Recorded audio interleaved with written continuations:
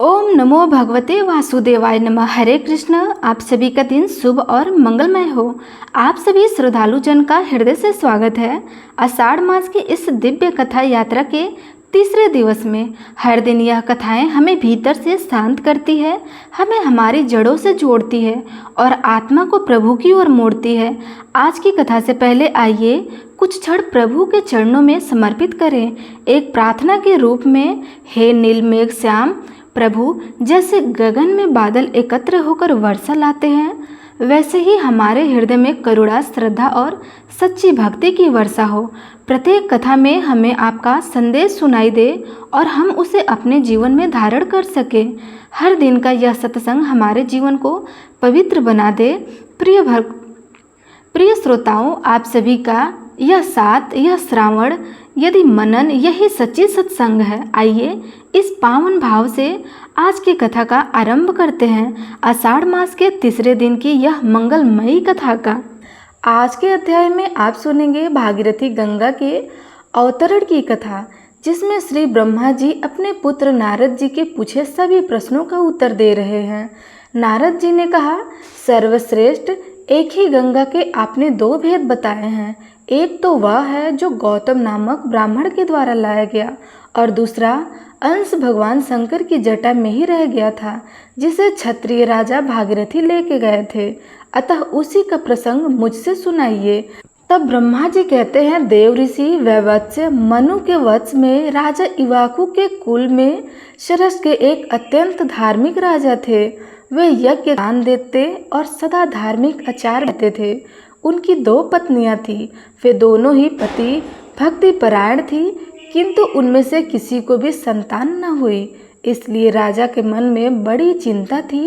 एक दिन उन्होंने महर्षि वशिष्ठ को अपने घर बुलाया और विधि पूर्वक उनकी पूजा करके पूछा कि किस प्रकार से मुझे संतान होगी। उनकी यह बात सुनकर महर्षि वशिष्ठ ने कुछ काल तक ध्यान किया। उसके बाद राजा से कहा, राजन, तुम पत्नी सहित सदा ऋषियों मुनियों का दर्शन करते रहो। यूं कहकर के महर्षि वशिष्ठ अपने आश्रम को चले गए। एक समय की बात है, राजर्षि सगर के घर पर एक तपस्वी महात्मा पधारे थे।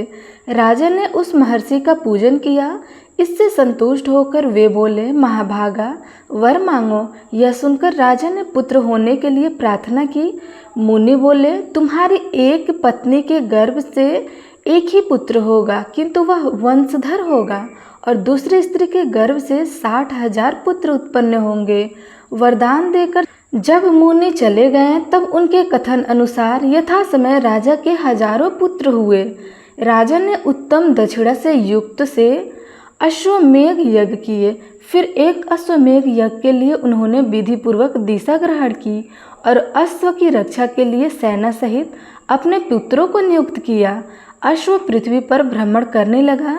इसी बीच में कहीं अवसर पाकर इंद्र ने उस अश्व को हर लिया और राक्षसों को सौंप दिया। राजकुमार घोड़े को इधर उधर ढूंढने लगे, परंतु कहीं भी वह उन्हें दिखाई नहीं दिया।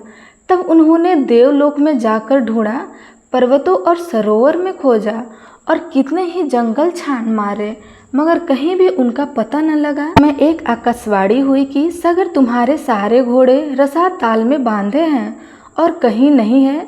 यह सुनकर वे रसाताल में जाने के लिए सब ओर से पृथ्वी को खोदने लगे। भूख से पीड़ित होने पर वे सूखी मिट्टी खाते और दिन रात भूमि खोदते रहते। इस प्रकार वे शीघ्र ही रसाताल में जा पहुँचे। सगर के बलवान पुत्र को आया हुआ सुनकर राक्षस थरथरा उठे और उन्हें वध का उपाय करने लगे। वे बिना युद्ध किए ही भयभीत होकर उस स्थान पर आए जहाँ महामुनि कपिल सो रहे थे। कपिल जी का क्रोध बड़ा प्रचंड था। राक्षसों ने वह घोड़ा ले जाकर तुरंत कपिल जी के सिरहाने की ओर बांध दिया और स्वयं चुपचाप दूर खड़े होकर देखने लगे कि अब क्या होता है।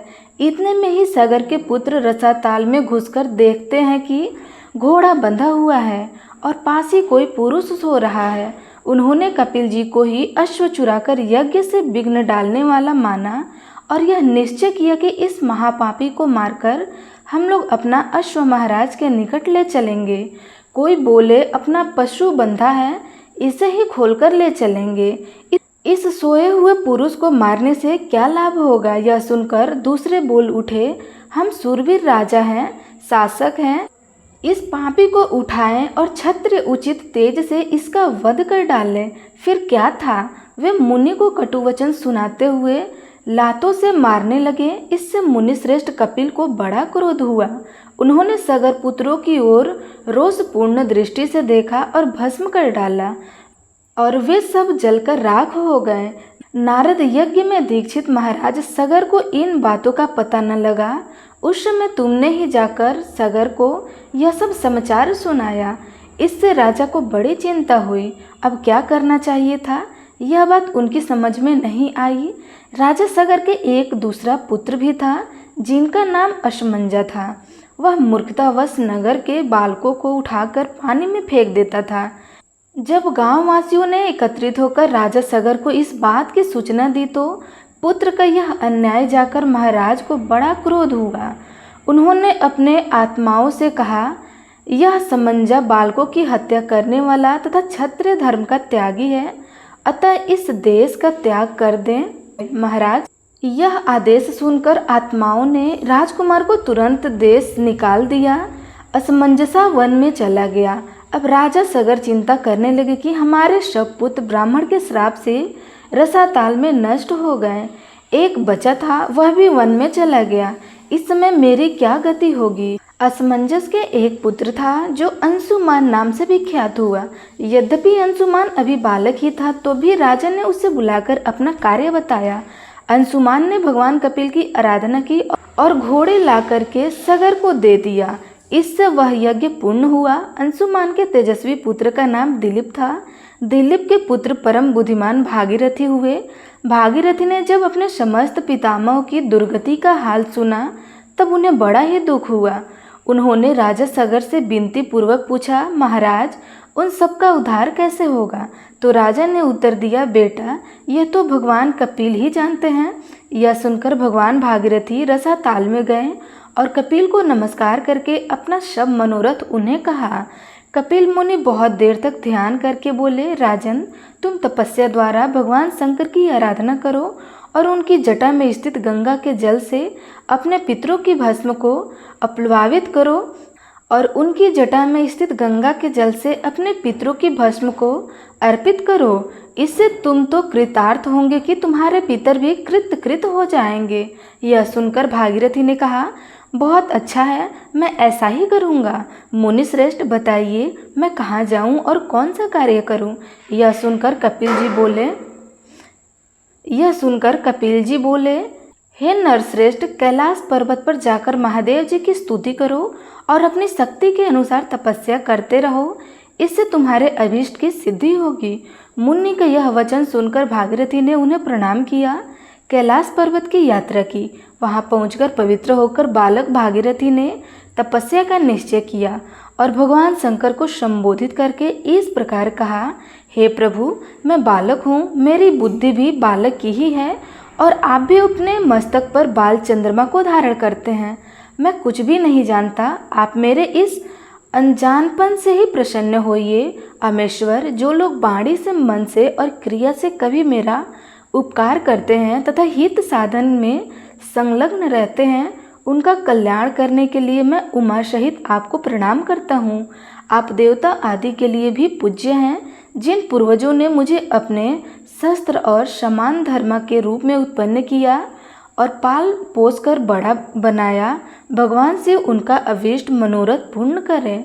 मैं बालचंद्र का मुकुट धारण करने वाले भगवान शंकर को नित्य प्रणाम करता हूँ। भागीरथी के इस प्रकार कहते ही भगवान शिव उनके सामने प्रकट हो गए और बोले, महामते, तुम निर्भीक होकर कोई वर मांगो जो देवताओं के लिए सुलभ नहीं है, वह भी मैं तुम्हें निश्चय ही दूंगा। यह आश्वासन पाकर भागीरथी ने महादेव जी को प्रणाम किया और प्रसन्न होकर कहा, देवेश्वर, आपकी जटा में जो सरिताओं में गंगा जी विराजमान हैं, उन्हें ही मेरे पितरों का उद्धार करने के लिए दे दीजिए। इससे मुझे सब कुछ मिल जाएगा। तब महेश्वर ने हंसकर कहा, बेटा, मैंने तुम्हें गंगा दे दी, अब तुम उनकी स्तुति करो। महादेव जी का वचन सुनकर भागीरथी ने गंगा जी की प्राप्ति के लिए भारी तपस्या की और मन को संयम रखकर भक्ति पूर्वक गंगा जी का स्तवन किया। बालक होने पर भी भागीरथी ने अबालक उचित पुरुषार्थ करके गंगा जी की भी कृपा प्राप्त की।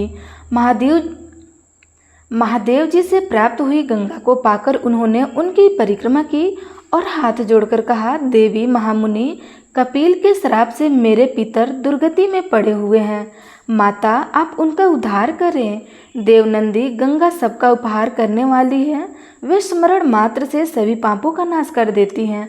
उन्होंने भागीरथी की प्रार्थना सुनकर तथास्तु कहा और लोगों को उपकार एवं पितरों का उद्धार करने के लिए भागीरथी के कथन अनुसार सब कार्य किया। राजा सागर के जो पुत्र भस्म होकर रसाताल में पड़े थे, उन्हें अपने जल से पवित्र करके गंगा जी में उनको खोदे हुए गड्ढे को भर दिया। महामुनि इस प्रकार तुम्हें क्षत्रिय गंगा का वृतांत सुनाया। ये महेश्वरी, वैष्णवी, भागीरथी, पावनी, भागीरथी देव नदी तथा हिमगिरी, शिखराश्या अर्थात हिमालय की चोटी पर रहने वाली आदि नामों से पुकारी जाती हैं। इस प्रकार महादेव की जटा में स्थित गंगा का जल दो स्वरूप में विभक्त हो गया। बिंदगिरी के दक्षिण भाग में जो गंगा है उन्हें गौतमी या गोदावरी कहते हैं और बिंदगिरी के उत्तर भाग में स्थित गंगा भागीरथी कहलाती है। आज का अध्याय समाप्त हुआ। आगे की कथा आप अगले अध्याय में सुनिएगा। अगर वीडियो अच्छा लगा है तो लाइक कमेंट अवश्य करें। धन्यवाद।